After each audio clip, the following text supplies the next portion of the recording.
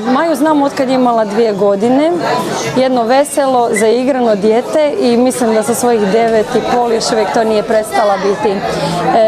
Naime, Maja ima pervazivni razvojni poremećaj koji pripada poremećajima iz autističnog spektra i naravno kao takva je nailazila na određene prepreke koje su je čekale kroz njeno djetinjstvo, znači vrtića, poslije možemo slobodno reći i školu, jer sustavi su kakvi jesu, pa eto, ta djeca uvijek nekako malo teže nađu prostor. Maja je jako talentirana za više područja, ali evo ispalo je da smo nekako sasvim slučajno otkrili jednu njezinu potrebu koja je kasnije mogla biti realizirana kroz ovu izložbu. Potreba je nastala iz toga što je Maja prolazila svoje prve dane socijalizacije, odnosno prijateljstva u školi i stvarala prva iskustva kako sa učiteljicama, tako i sa djecom. I naravno, u tom nekom okrugnom svijetu, kad smo izbacili iz tog njezinog balončića, dogodilo se to da je ona to počela malo dublje, emotivnije proživljavati. Te svoje trenutke je ona htjela zabilježiti kroz nekakve slike koje je radila kao grafiku na kompjuteru, znači potpuno samouka, niko ju nije tome instruirao. U principu je ona crtala negdje od 4. godine jer je voli kompjuter i odmah se kači na njega čim dolazi doma.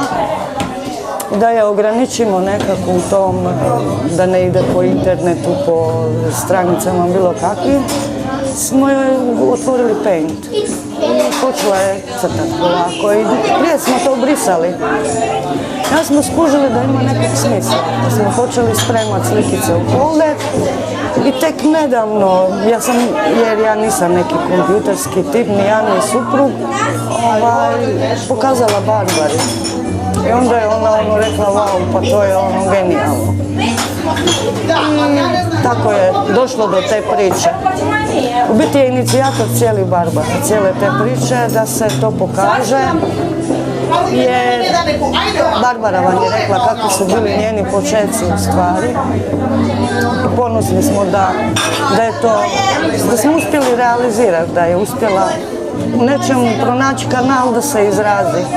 Primijetili smo zapravo da se događaju nekakvi likovi iz crtića, iz filmova i tako, međutim ona te likove zapravo kreira sa karakternim crtama djece koju sreće oko sebe, odnosno osobe s kojima se susretala kroz 1. i 2. razred osnovne škole. I mislim da je to tako prekrasno, u jednu ruku i terapijski, evo usuđujem se reći jer sam art terapeut i moj put sa njom je bio i put nekakve rehabilitacije, znači defektološkog rada, ali svakako i taj put usmjeravanja ka posebnim umjetničkim pravcima u kojem ona pokazala izuzetnu nadarenost.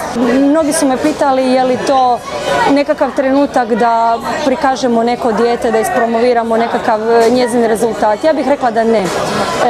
Mislim da su ovo neke nove situacije kako za ovaj grad pa i šire područje u kojima zapravo postoje hrabri roditelji koji odlučuju reći da nešto vrijedi i stati za svog djeteta i to pokazati za javnost. To je zaista hrabro, ali iza toga stoji veliko nadahnuće za sve one roditelje koji imaju djecu sa sličnim ili istim poteškoćama. Cilj svega toga je zapravo solidarnost, znači djece sa djecom, solidarnost te jedne ideje da jedni u drugima prepoznajemo ono dobro, lijepo, talentirano i da u tom pravcu svi idemo. Dobar dan, ja sam Maja, zovem se Salihagić, prezivam se Salihagić. Uvijek se malo zabunim kod svojeg imena. Živim u Cerniku, adresa je Cernik.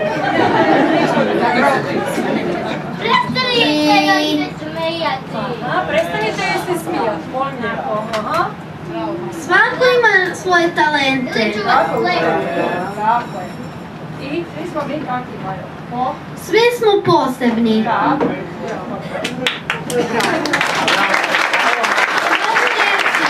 Ja se zovem Marko, živim u Cerniku s Majom. Ona mi je najbolja sestra. Pozdravljam tebe i ovu slatku malu Doru.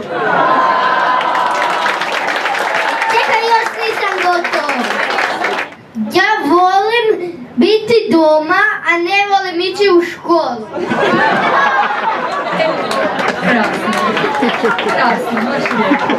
Kad bi bio ti me plavo, ne bi zna da sam granje spavo.